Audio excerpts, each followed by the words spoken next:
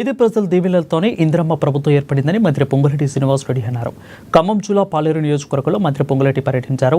నేలుకొండపల్లి కేంద్రంలోని వ్యవసాయ మార్కెట్ యార్డులో లబ్ధిదారులకు రేషన్ కార్డులు పంపిణీ చేశారు. గత ప్రభుత్వం 10 ఏళ్లలో ఒక్క రేషన్ కార్డు కూడా ఇవ్వలేదని, ఇక ప్రభుత్వ తప్పిదాల వల్ల కోట్లాది పేదలు కూడా ఇబ్బందులు పడ్డారని విమర్శించారు.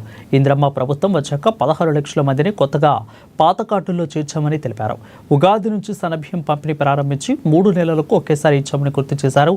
గతంలో రైతులకు వరి వేస్తే వరి అనిపించగా ఇకిప్పటి ప్రభుత్వం కింటాకు 500 రూపాయల బోనస్ ఇస్తుందని మంత్రి చెప్పారు. మీ కష్టాల్లో కూడా వాటా పంచుకుంటాడు నీ పెద్ద కొడుకు.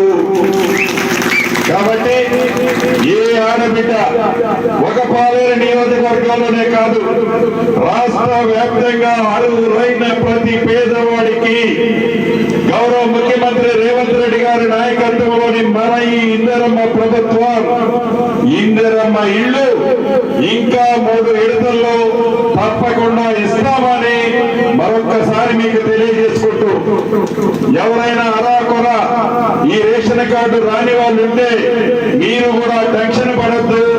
ఇల్లు ఎలా హామీ ఇస్తున్నానో ఇందిరమ్మ ఇల్లుతో పాటుగా మీకు రేషన్ కార్డు మిస్ అయిన వాళ్ళు ఎవరైనా ఉన్నా వాళ్ళకు కూడా ఇచ్చే బాధ్యత ఈ ప్రభుత్వానికి నాదీనని మరొక్కసారి మీకు తెలియజేసుకుంటూ, పగటి విషయాలతో చాలా మంది వస్తారు.